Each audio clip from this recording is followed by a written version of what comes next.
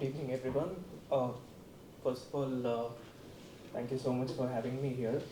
Huge round of thanks to Sharda, who I met recently, and Desi Trust and Ragi, Kana. It's always a pleasure to come back and speak here. Uh, so, I'm picking bits and pieces of what Bhargavi was telling initially of how land, she's been speaking particularly about land use. And this is a scene that happens very frequently in many parts of rural India. Uh, Elephants and people really jostling for space. So why is this happening and how did we get here? I'll in the next 10 minutes briefly try to tell you what is happening. Uh, a child going to school in a city like Bangalore or Mysore is a very normal thing. Child just goes to school, comes back. But in many places, let's say in Coorg or Sakleshpur or Chikmagalur, many parts of the Malnad region, what we call, a child going to school is probably the first most stressful activity of the day. You can see in this picture there's a blanket of fog. The father is looking in one direction while the child is scanning another, and there's a dog. Uh, they know that there were elephants, they could see footprints. I was heading towards their house to let them know that there are elephants close by, but this is what happens in rural India for many days in a year. It's not a one-off thing, but a lot of people go through similar situations every single day. So if we look at how India is and how much forests we have, we cover most of the landmass. When I say we, it's people. We're only left with like 20% of the land area, of which 5% what we call is protected areas, which is completely inviolate space for animals. But most of it, we have 80% of the land mass in India is now people. This is from a study that was conducted in 2015 to look at where elephants are distributed across Karnataka. So you can see that the western edge, all the patches in green are all Western Ghats. But you can see elephants, the orange is presence of elephants. They are distributed way outside what we call boundaries of the forest. Now, why did this happen? It happened largely because of habitat fragmentation. We are losing a lot of forests to non-forestry purposes over the years. And that could be, that's not just in Karnataka, but also a trend that we are seeing across India. And this habitat fragmentation has really pushed wild animals, including large and potentially dangerous animals like elephants, very close to human habitations. And as long as forests are there and there is enough forest to sustain wildlife, the moment wild animals step out of the boundaries of the forest, the first question we are always asked as people working the field is, ನಿಮ್ಮ ಮನೆ ನಮ್ಮ ತೋಟದಲ್ಲಿ ಏನು ಮಾಡ್ತಿದೆ? What is your elephant doing in my estate? It's a very legit question from a farmer's perspective, because he or she owns this private land, they have been farming for ages, and suddenly now they have an elephant in their farm or their coffee plantation. So this is the problem that everybody is dealing with one or the other day. Now, these are some of the most pristine habitats, but over the years, this is what has happened. I'll try and play a small. So this is a drone shot where I spent many years working. This is very close to Sakleshpur. You see a lot of green. All that's green is with canopy is of course not forest, but these are coffee estates. We all consume a lot of coffee, but do we really know that behind every cup of coffee, there are telling human stories? Coffee is grown in extremely difficult conditions, vagaries of weather, climate change, and of course, in the presence of animals like elephants. What you see here is a herd of probably about 15 or 20 elephants that were being chased from one coffee estate to the other. And this is the this is what we see on ground more or less every day. So this is another glimpse. So like I was saying, how a farmer with smaller holdings, particularly in India where most farmers have small holdings, sustain with so many elephants in coffee estates.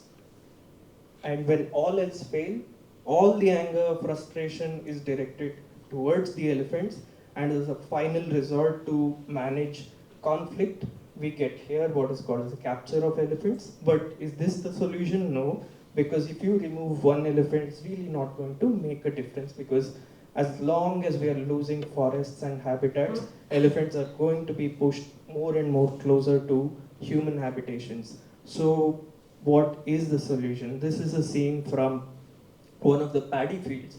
So I'll go back to November 2019, rather December 2019. Generally, paddy is harvested around December in these regions, end of December. And there were these two villages which would always have elephants, more or less through many months of the year. And we would be called, my colleagues and I would go and help guard these fields. So we spent many nights guarding these paddy fields in these two villages. And on one of the evenings, a herd of about 25-30 elephants had come to the drying yard of this woman's house. So they had harvested the paddy, they had let the paddy dry, but the elephants came into the drying yard right next to the house and sort of completely fed on her paddy. And it was 1 acre of paddy. That paddy was going to sustain the entire family for the whole year.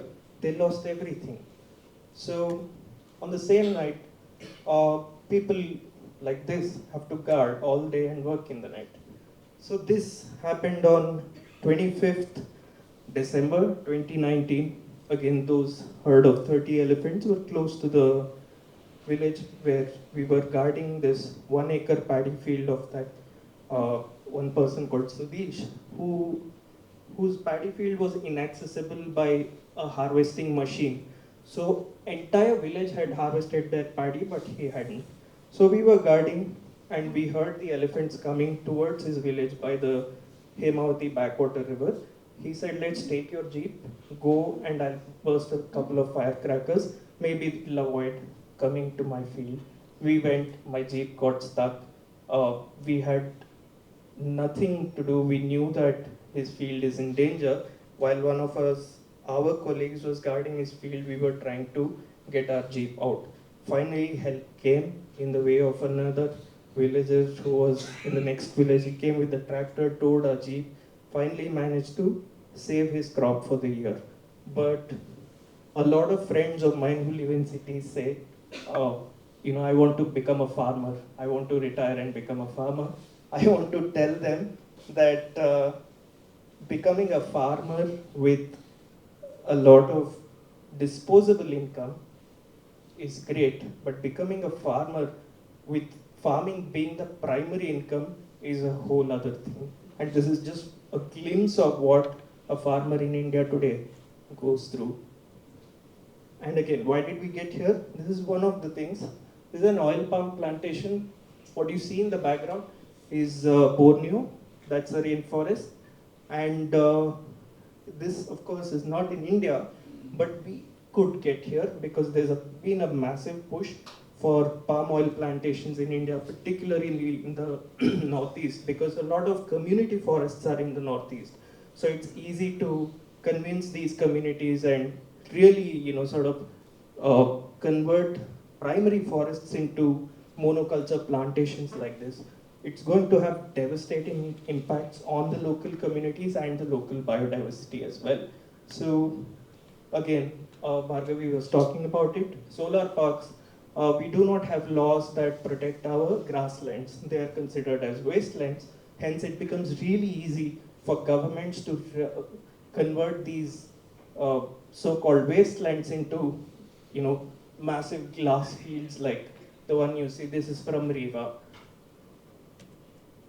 This is a picture that we took in 2020, if I'm correct. This is the under construction Bangalore expressway, the stretch between Hassan and Sakleshpur.